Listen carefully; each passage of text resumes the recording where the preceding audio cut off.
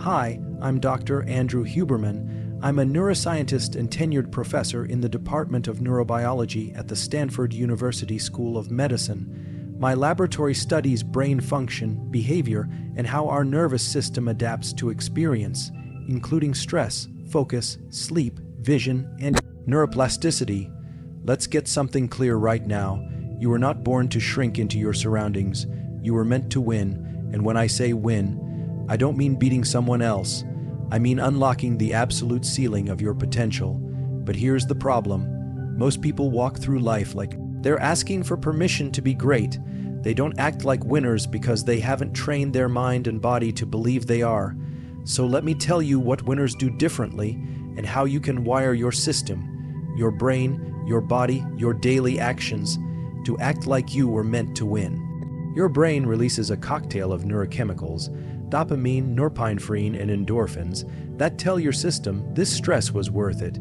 This is how we grow. You're teaching your body to crave the effort, and that's the unlock. Because we don't rise to our potential, we fall to our protocols. When the pressure comes, when the lights are on, the stakes are high, and the outcome matters, you don't get to choose how you feel, but you can choose what you've trained. And if you've trained like you were meant to win, that's exactly how you'll perform. Let me be clear about something. Being elite is not genetic, it's not luck, it's pattern recognition and system design. High performers build their lives around rituals that automate excellence.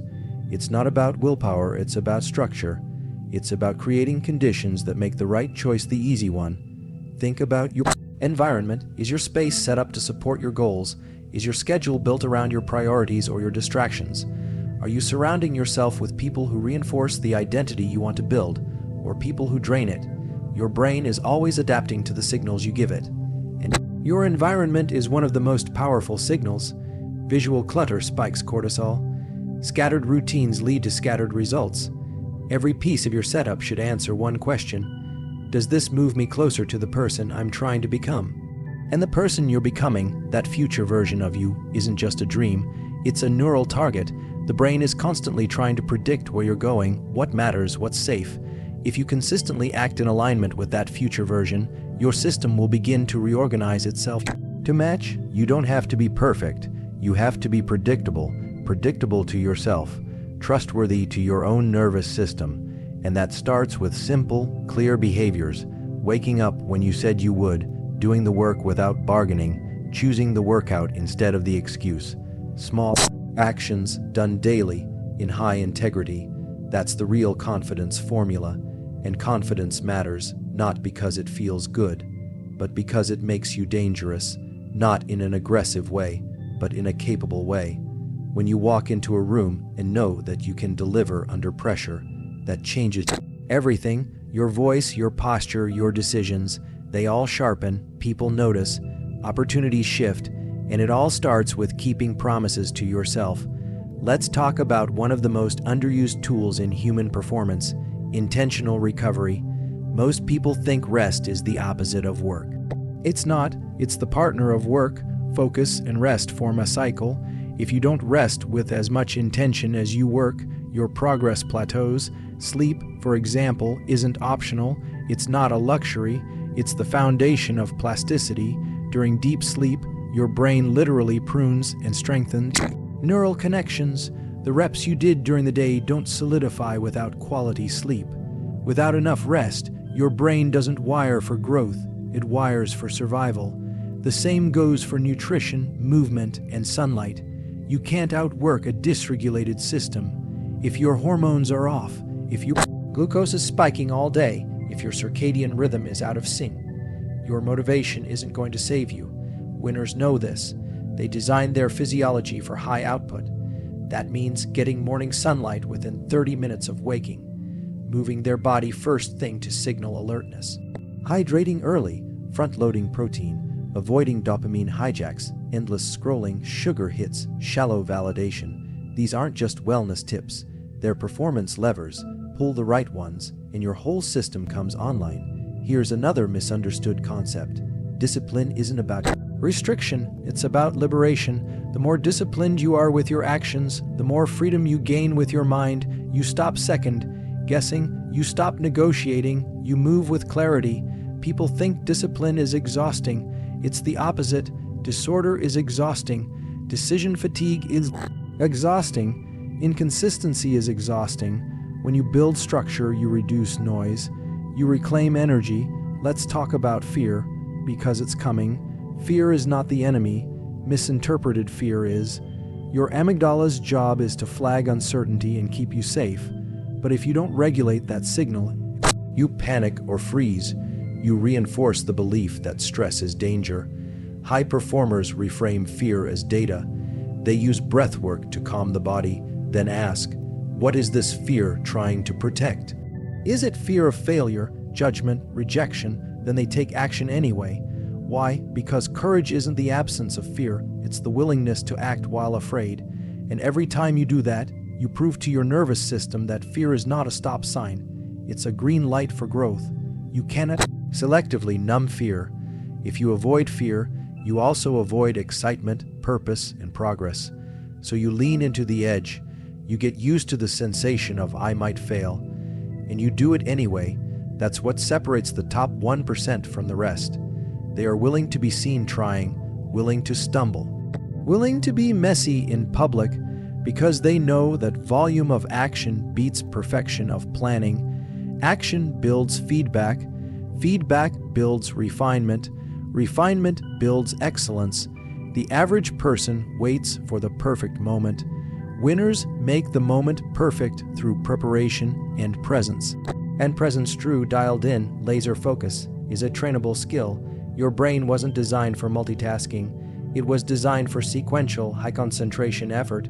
So you train that, you set timers, you remove distractions, you build friction between you and your vices, turn off notifications.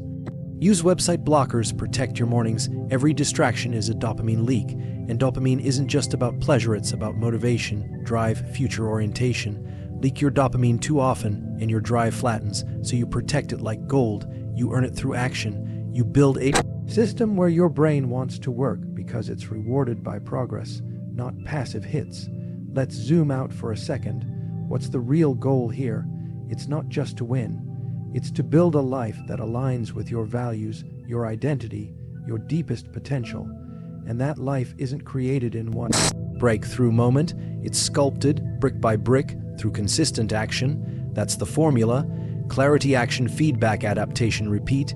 You don't need more inspiration. You need a feedback loop you trust. You need to turn your identity into a verb. It's not, I want to be a writer. It's I write every day. It's not, I want to be fit. It's I train every morning. It's not, I want to be a leader. It's I show up and communicate with precision and courage. Identity is built by action, and action starts with choice. Even now, you're making choices. How you hold your posture, how you interpret these words, what you decide to do next. Every moment is an opportunity to shift into the identity you've been postponing. You don't need to wait until Monday. You don't need to feel ready. You don't need permission. You need to act like you were meant to win, because you are. And if you really understood how plastic, adaptive, and powerful your nervous system is, you'd stop doubting and start designing. Design your mornings like a pro. Front, load your most meaningful work. Use movement to raise your alertness. Use stillness to recover. Stack wins early and often. Make your default setting effort, not avoidance. And on the days you feel flat, because yes, those days will come, you fall back on process. You trust your baseline. You do the reps, not to be heroic, but because repetition is reputation. Who you are is what you repeat. Let the world underestimate you. Let them think you're just lucky or gifted or intense. You'll know the truth. You trained for this. You rewired for this. You bled for this. That's why you move differently. That's why you walk like you've already won. Because deep down, your system has already decided you were meant to win, and that internal decision, that belief at the cellular level, is what creates external results. It's not just about talent. It's not even just about work ethic. It's about nervous system regulation under stress, cognitive endurance, and emotional precision. Let's go deeper into that. The real separator between elite performers and everyone else isn't raw effort. It's the ability to maintain access to cognitive tools under pressure. The brain only operates optimally when the prefrontal cortex is online. That's where your logic lives. That's where pattern recognition, goal orientation, and working memory exist. But stress, if mismanaged, shuts it off. It sends you into limbic response, fight, flight, or freeze. So the real skill, training your system to keep the prefrontal cortex active when things get chaotic. Breath work, cold exposure, hard conversations, deliberate reps in high-stakes environments. All of it teaches your system we can stay online even here.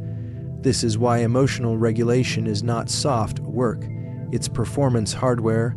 You can't lead a team, take a calculated risk, give a world-class presentation, or execute a plan under uncertainty if your brain is being hijacked by fear.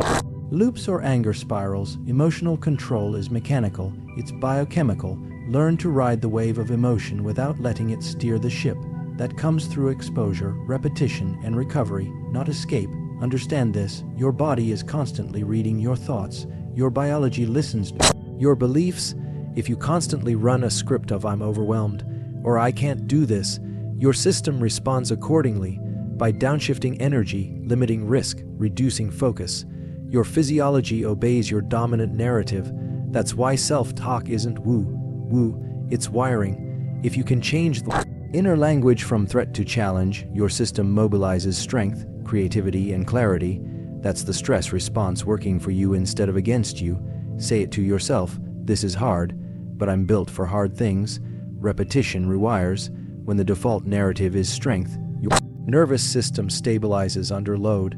That's resilience, not bouncing back, bending without breaking, staying engaged when most people shut down. Here's another key layer. Deliberate discomfort rewires your reward system. When you learn to associate effort with meaning, not just outcome, you create a loop where the process becomes addictive. You're no longer chasing quick hits.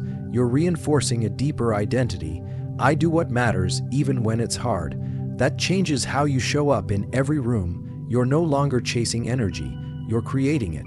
Energy is not something you wait for. It's something you build through action. Motion creates emotion. Your blood flow drives alertness. Your posture shapes your hormones. Your pace and tone signal conviction to the body and brain. So if you want to feel powerful, move like it. Walk with speed. Breathe with control. Speak with certainty. Your system is watching. Every signal you send becomes part of your default. And if you fall off, you recover fast. Winners don't dwell. They don't spiral. They reset and re-engage. Let me give you a tactical reset tool. Step 1. Breathe. 6 deep breaths in through the nose. Long exhale through the mouth. Lower the heart rate. Regain control of the diaphragm. Step 2. Shift posture. Open the chest. Roll the shoulders back. Lift the chin. Change the body to change the chemistry. Step 3. Reframe. Say to yourself, "This is where I build something." This is where most people quit, but I don't. Step 4. Engage. Take one small action. Send the message. Open the laptop. Walk back into the room. Motion over emotion. This loop, breathe, posture, reframe, engage, becomes your re-entry protocol. You build this into your muscle memory, and with time it becomes automatic. Elite performance isn't about never getting rattled. It's about recovering faster than anyone else.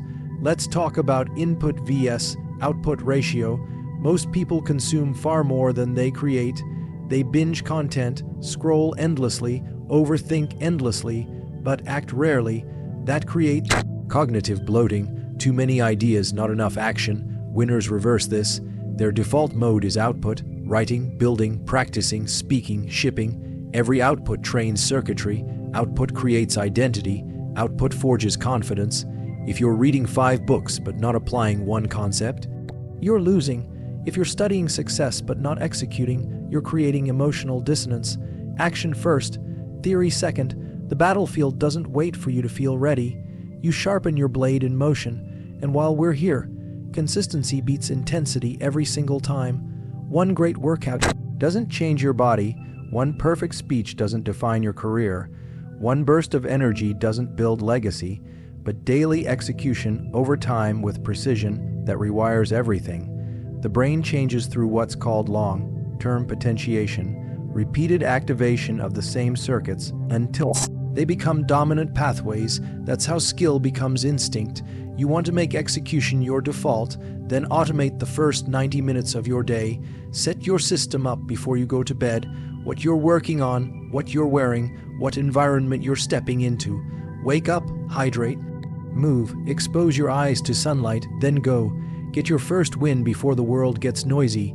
Protect the golden hours. That's when your brain is most plastic. Use it on purpose. Now, let's hit something critical: identity congruence. You will never outperform the identity you believe about yourself. Not for long. The brain will fight anything it sees as inconsistent with your self-concept. If deep down you believe you're average or broken or not enough, you'll subconsciously self-sabotage. So what do? You don't just try to think positively. You build evidence, small wins, reps, proof points. Each time you follow through, even on something tiny, you send a signal. I'm not who I used to be. That's identity evolution, not fake affirmations, not hype. Just repeated reality until your subconscious accepts the upgrade. And with identity change comes a shift in standards. When your identity rises, your minimum acceptable behavior changes. You no longer tolerate sloppy execution, missed deadlines, broken promises, or aimless habits. You raise the floor, not from pressure, from belief. You no longer try to act like a winner. You move like it because you are it, and that identity drives every interaction. How you enter rooms, how you speak to others, how you respond to pressure, how you prepare when no one's watching. It becomes part of your nervous system. That's the goal, not to pretend, to embody, to carry the frequency of someone who earns results every single day, even on bad days, even when motivation dies, even when it would be easier to make excuses, because that's the edge, the thing most people will never develop, inner accountability. You don't need a coach, a deadline, or a threat. You execute because you don't abandon yourself. And if you can wire that into your system, you become unstoppable. You won't always be the smartest in the room. You won't always have the most talent, money, resources, or connections. But if you become the one who is most regulated, most reliable, most focused, and most deliberate under pressure, the world will move out of your way, not because of magic, because of mastery, because you built the internal structure to handle external load, because you rewired your system not just to survive, but to dominate under any condition, because you stopped waiting for clarity and started moving with conviction, because you stopped treating yourself like a question mark and started living like the exclamation point you are. You didn't ask for permission. You acted like you were meant to win, and the system believed you. So now everyone else does too, because the mind doesn't respond to hope. It responds to structure, to rhythm, to evidence. Your system will always fall to its dominant loop. Not your wish, not your potential.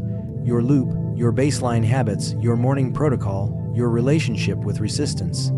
If that loop is strong, you're unstoppable. If it's weak, your environment will overpower your intention every time. So you don't just set goals, you set systems, and then you protect those systems with militant consistency, not because you're rigid, but because you're aligned.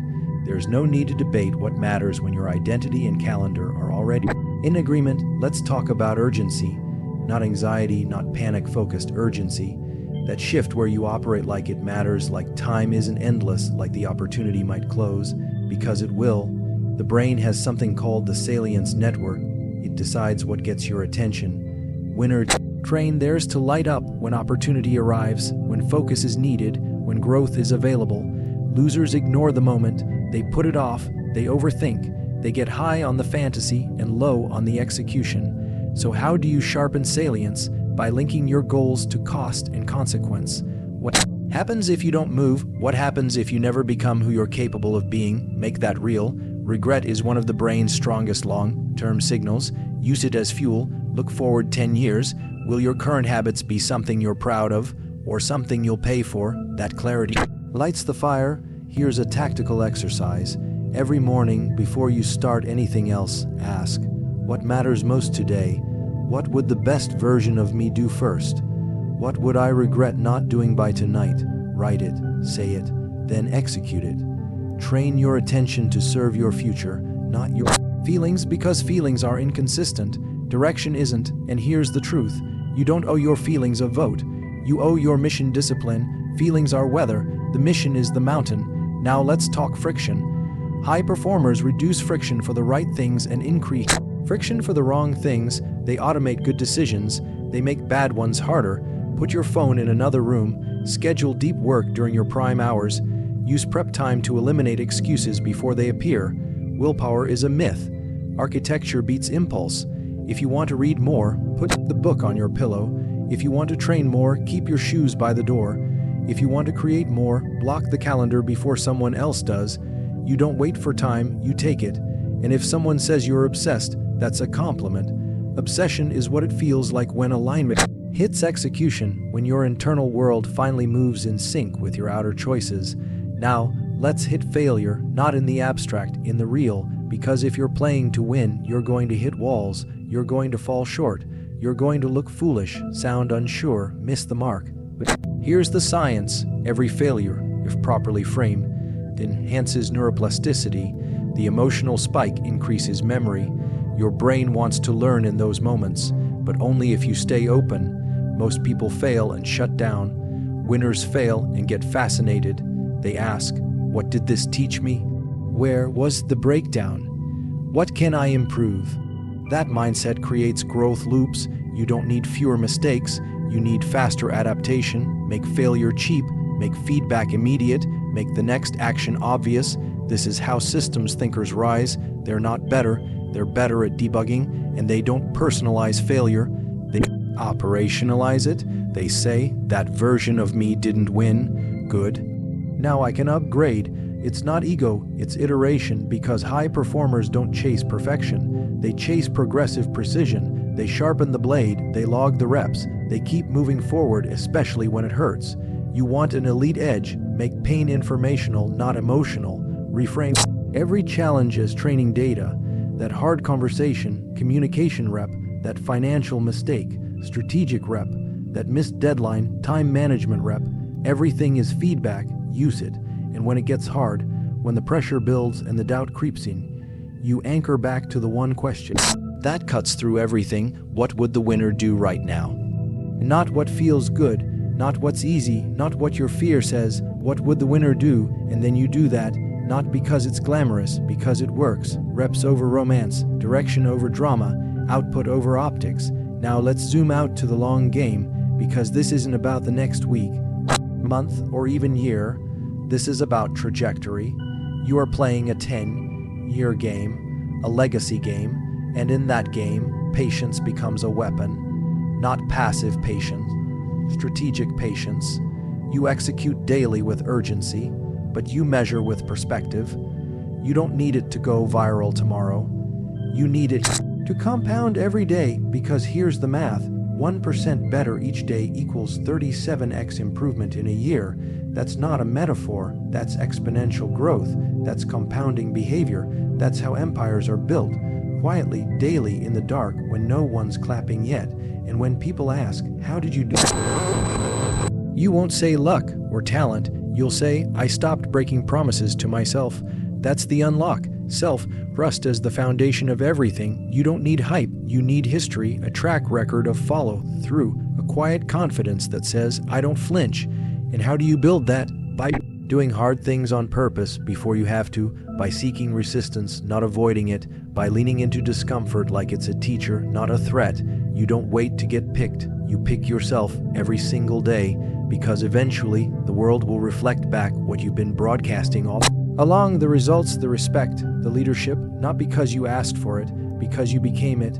So here's the truth. Winning isn't a trait. It's a system you install, a feedback loop of action, mindset, and recovery. If you breathe like a winner, see like a winner, act like a winner, your brain, your body, your outcomes will catch up. Don't wait for the world to crown you. Move like you were meant to win, and watch the world adjust. Thank you.